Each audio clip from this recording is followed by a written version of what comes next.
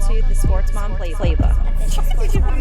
Welcome to the Sports Mom Playbook, the podcast that takes you behind the scenes with real moms and industry experts for all things sports to help you start or make more use of your time on and off the field. Get ready for this binge-worthy podcast with some special guest appearances. Laugh along and join us in what we love doing, celebrating the true MVPs of the game, moms. Let's do this. Hi guys, welcome back. This episode is going to be talking about the positivity of youth sports and child development. I'm here with Rachel. Hello. Hi. So we have a story to share with you. Rachel actually has a personal story that's close to her heart based on something that she experienced with her child. Yes. Going through this journey. This is very uncomfortable for me because I think as a mom, you know, there's like a different level of transparency and sometimes you don't always want to share. So I think I'm in a place now where I feel okay to share, and why not share it with y'all? Yeah. So because you never know who could hear this and then take that information and run, right? Yeah. So Grayson is 8 and he's in baseball. He's currently now in 3rd grade. He was always delayed in his speech from when he was a baby. People will be like, oh, how many words? They should be saying 50 words. He just never was there. So early on, I took him to a speech therapist and, you know, my husband was like, oh, he's fine. You know, everybody develops at a different stage, at a different, you know, different pace. Right. And I was like, oh, well, I don't know. It just feels off. And I know they say you shouldn't compare your kids to other kids, but then like my group of mom friends, their kids were like parrots and just like, even if they were just repeating anything that they said, you know, Grayson was always very smart. And I knew he understood what I was talking about. And so I actually added in some sign language so that we could communicate because it was a little bit of a struggle in the beginning. And so he went to speech therapy, and from a reading phonological awareness standpoint, he always struggled, even from when he was in kindergarten, 1st grade. Even it wasn't until last year that we finally like nailed it on the head. Okay. And I'm going to kind of backtrack a little bit because Grayson has really only done baseball. He started out in t-ball and then he's like moved up to the machine and he loves it. That is something that he likes when I'm there cheering him on, but like that is also like his thing that he does with dad. Like I go in dad's truck. If I had a good game, we go to 7-Eleven and get a Slurpee. Like that is their little bonding moment. And I love that for them. I like that they have that connection. My husband had that as well for his dad. And so it's so nice to see the bond and how their relationship has really progressed through sports. And you know, it's amazing just that little car ride to the fields, what your kids will tell you. Yeah. And so, you know, at the end of the night when we're in bed and we're like sharing notes, Grayson's like, well, did he tell you about this on the bus? And I'm like, you know, it's just so funny. But during one of those sharing points in 2nd grade, he actually was getting an F in language arts and reading. He really struggled. And I don't check the grades often. I'm not one of those people that like automatically logs into Skyward and like checks their kids' grades. And we had not heard from the teacher about his progress. She never shared that? No, he never shared that. We did not know. How is that possible? I that's a great question. Okay. That's a great question. I'm just like floored. That's crazy, but continue. So he really struggled, and you know, like he's never gotten he's always been A and B. He's always had honor roll. And even when he tests for his assessments, he's always at the benchmark or lower. And that's always how he's been in reading. And we've had him tested through the school. We've gone through all these things to try to figure out like, well, what is it? We do like tutoring on the side. And so it was really hard for him. So last year really was a year of growth for him, not only on the field, but off. Okay. Because that's where he started machine. And he really, it's hard to learn how that ball is coming through. And it was just completely different from the tee. Yeah. You know, it's a new learning curve for sure. It's a whole totally new learning curve. And so on the way home one day, you know, Keaton came home and he was like, you know, Grayson is saying, you know, like his confidence is just not there. Like there's something going on with him. He's not enjoying baseball as much. Like something's off. And I'm like, well, you know, when he comes home from school, it's, you know, he kind of comes off the bus and is a little somber. And you know, Grayson, like, yeah, the kid runs and smiles. He just smiles all the time. So we know if he's not smiling, something is really wrong. So he actually came off the bus one day and was like hysterically crying. And I got him in the car. I bring him home and I'm like, what is going on? And he was just letting me know that he was getting bullied at school. And there was someone that was just really not saying kind things to him. And I, you know, as a parent, you're just like, oh, you've kind of framed in your head and you're taught to as a parent to frame a bully as someone that they don't know and someone that like may be older and that isn't kind, right? Like I feel like that's the general status for a bully. And this was a bully that, and I don't even like to call him a bully because like they're just kids and kids make mistakes. And it's a whole learning curve. I think he just likes to be in charge. He's just maybe like a little bit bossy, more direct with what he wants and needs, right? And I would always tell Grayson, like, oh, just, you know, tell him like, I'm not in the mood today. I really don't like how you're treating me. Grayson is a non-violent kid. Like he just not. He's just not. He's just such a kind little soul. And it became physical. And during this whole process of it becoming physical, like I'm talking like punching in the back of the head on the bus, like it was just, oh my goodness. Yeah, it was a lot. So, and he was not performing on the field. And Keaton's like, listen, something's going on. But we didn't really put 2 and 2 together until like Keaton had taken him home one day and like he spilled the beans. And like this is had been going on for some time. And on top of that, he's failing. You know, he's just having a tough time and we're trying to figure it out as parents. And, you know, sometimes you just need your village and your support. Yeah. So I had reached out to my like core mom group and they're like, listen, you know your kid and, you know, you just have to maybe be a little bit more of an advocate if the teacher is not. And it was like great advice because I trust teachers and I think it's like such a great profession and it's an easy profession to attack, right? Because they have different learning styles. Yeah. And I actually had one of the teachers reach out that would work with Grayson in a private group and was like, listen, she sent me an email privately and she was like, I can't diagnose him, but my son has very similar things. Has Grayson ever been tested for dyslexia? And I was like, no, you know, he's always been in speech and he's always just kind of skirted by until last year, right?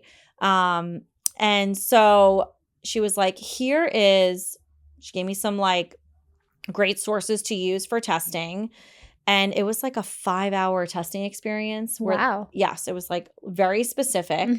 So I go to this lady. She's over in Lakeland. Dr. Robinson was her name. And so like the first half of it, she comes out and she's like, and I'm there with him. Like obviously I would never leave him. So she comes out and she's like, I'm not exactly sure why you're here.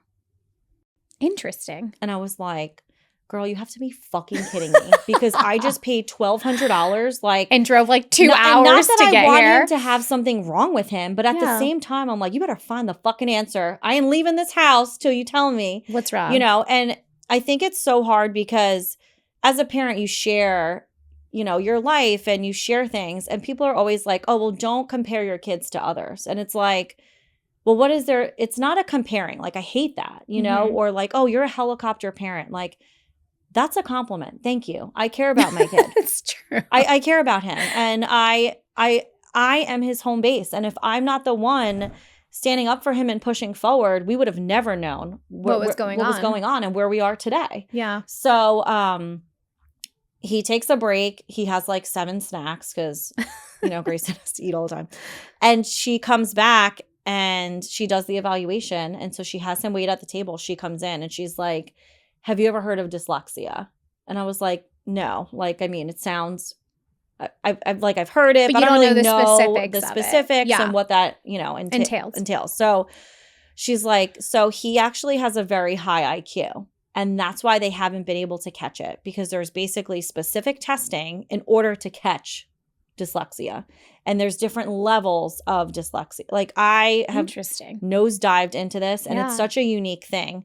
And as I've shared my journey in like my small little group, there's so many people that are like, oh, well, my son has dyslexia or my daughter has dyslexia. And we didn't realize it till they were in middle school, high school. And it just kind of was like an eye-opening experience. And I really feel that when he was feeling down on himself, he always had baseball to go to.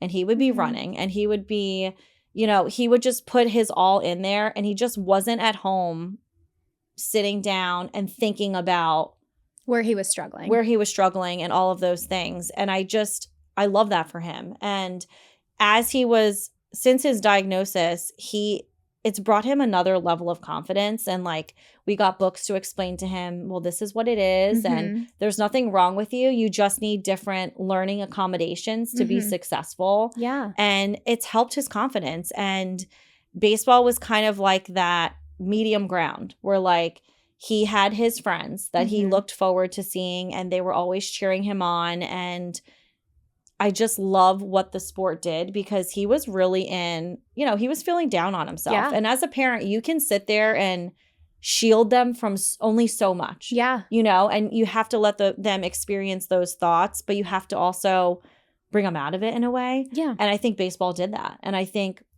that's why I love the sport. I love what it's done for him. So then this year, they've already done his reading assessment, and I had to go through a whole journey with the school, like to get him on a 504 plan, what accommodations would specifically work for his form of dyslexia.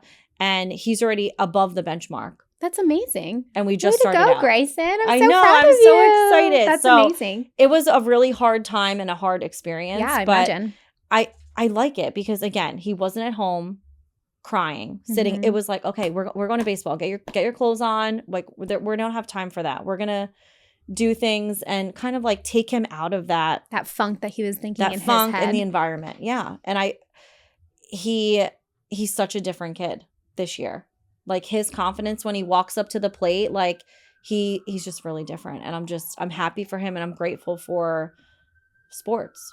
So overall, in talking about youth sports in general, was the development of kids, like just about time management, on how they're learning how to challenge themselves, bring themselves up to a new level. I think that from my experience with my kiddos, they're for my daughter specifically, it's time management. It's probably like the biggest thing, just because she does have a busy schedule as an 8-year-old. She goes to school full time, obviously, Monday through Friday.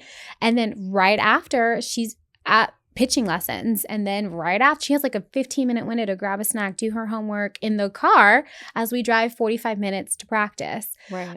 So I think, in addition to having an outlet for your child to escape what they're going through, I think youth sports in general is just so important for a child. And I think I'm learning that now more so that I've embraced the sports mom life, because I never played a sport really in my life other than dance and cheer, which, yes, there are sport in itself, but it's a different kind of sport. When your kids are being challenged a skill set, or they're on a team where there's kids that are more advanced than they are, like, for example, Braden, he's the youngest on our kids travel ball team. He's 6 years old, and he's playing with 8-year-olds and some 9-year-olds, or soon to be 9-year-olds. For him, it's a whole new set of different development and challenges. I think mentally he's still a baby. He's 6 years old, and he's like, I don't understand why I can't run as fast as, some of the guys on my team and things like that. And I think for, as a parent, you hate to see them struggle, but at the same time, it's like you have to work twice as hard, because you have to put more effort. You have to show that you belong here, that your position wasn't just given to you to play daddy ball, because my husband, Patrick, is the coach on the team. Like, that's not the purpose of it. So I think that's a whole other set too of developing the youth, and just the difference between rec and travel in itself is a whole other conversation, and possibly another episode as to preparing your kids from rec to then travel ball, and just the overall development of what they need to go through as young kids, figuring out how to balance their schedule, their homework, their fun times, right?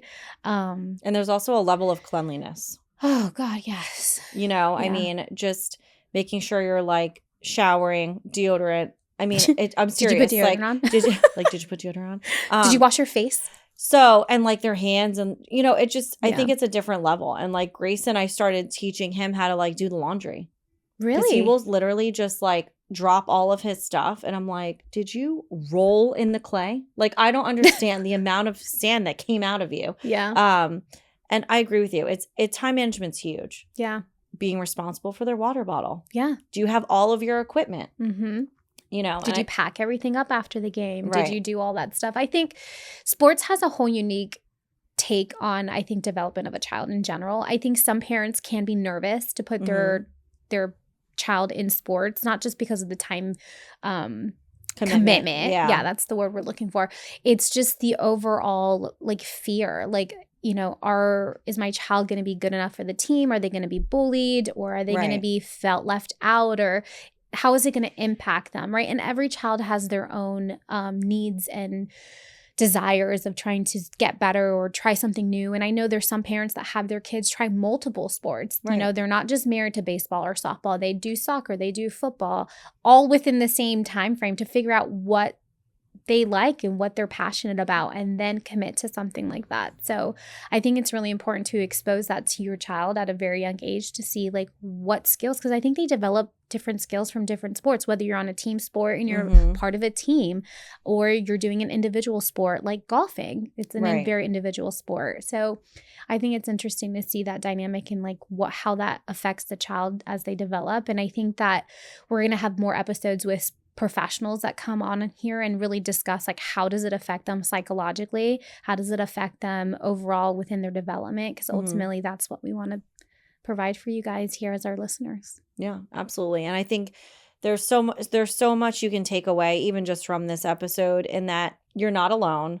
There's always people you can talk to. We're a part of your family, your extended family, and we're here and we're excited to be part of. Thank you so much for letting me share my story on here. Obviously, it's near and dear to my heart because it is my son, and I appreciate all of my support and, you know, my village, whether it is my mom village, my sports mom village, my family. It takes a lot, and it's so nice to have a platform here to share. And thank you all so much for listening. Stay tuned to next week's episode.